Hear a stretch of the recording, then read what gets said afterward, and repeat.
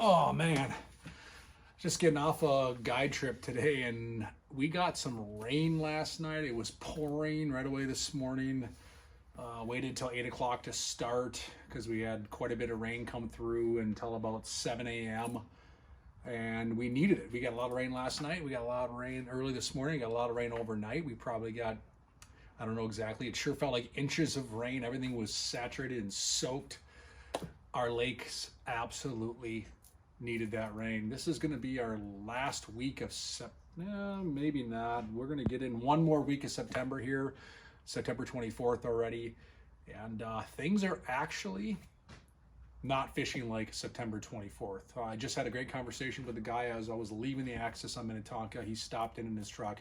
We were chatting a bit, asking about water temperatures, things like that. Water temperatures are still upper 60s, 68 degrees when we left midday today.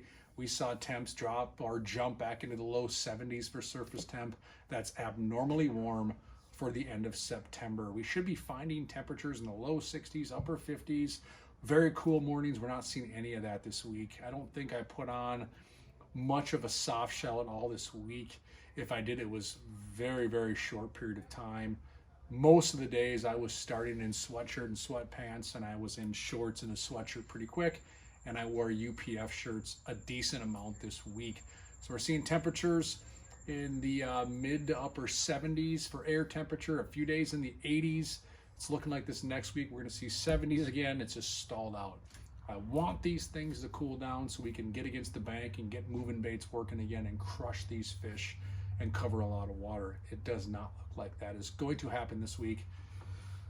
Just prolongs our fall bite, I guess. We are into fall. Yesterday, I believe, was the first day of fall. The 23rd was the official first day of fall. And there we go. How are we catching our fish? I am still leaning towards trying to make those moving baits work. We caught a bunch of fish on chatterbaits a week or so ago. This past week, everything moved back to where we had to slow down a bit. I did throw a swim jig a decent amount. This kind of gives me the best of both worlds. So a chatterbait is a cast and crank, right? I'm working that bait at a steady retrieve, getting that thing to vibrate and pulse, get a reaction bite of these fish. A swim jig can be fished in the same manner, or a swim jig can be slowed down, let that bait drop, and work it back to the boat a little slower. Then I can speed up through an open pocket, let it drop through the weeds, pull through. It's got a weedless weed guard on there. This is the all-terrain swim jig. It's got my favorite color pattern, depending where it might be. This happens to be that new bull bluegill. This one catches a pile of fish. It's got your little bit of green pumpkin, a little bit of blue in there, a little bit of high-vis orange. It's got that brown head. You can put your favorite trailer on that, and away you go, covering a lot of water. This thing throws a long ways. It falls quick if I want it to. It can be fished fast. A very, very versatile presentation. This flat bottom skips quite a ways under docks too, so it's, like I said, very, very versatile. Strong, stout hook, hammer home, bring them back to the boat. Swim jig catches a pile of fish right now. I'm fishing a variety of colors depending on the body of water I'm in. A lot of our bites right now are now on the immediate weed edge. I'm not out in 18, 24 feet of water. It's the immediate weed line, which is 6 to 10 feet. That seems to be the magic zone where a number of our fish are being caught. 6 to 10 feet. Swim jig works great. Flipping a jig works great.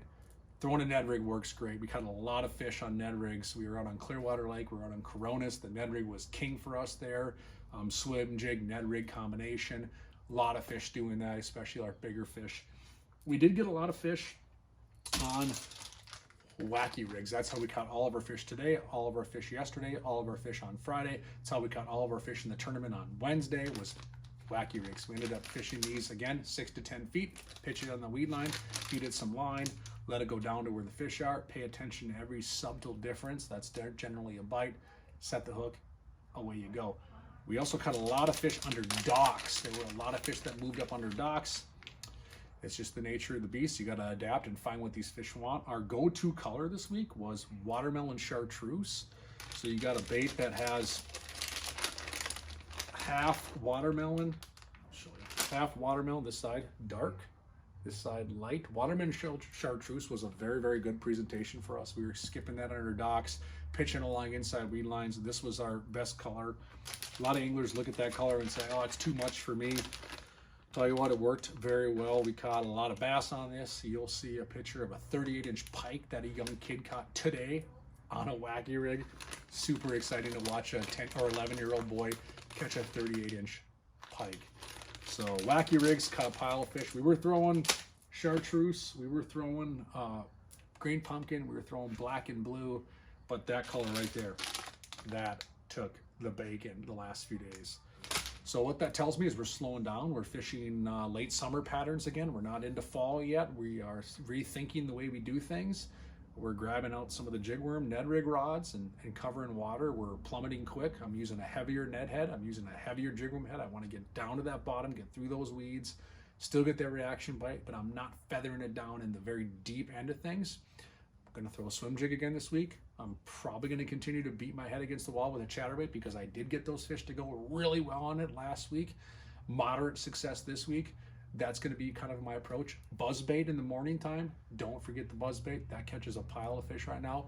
Maybe a topwater frog.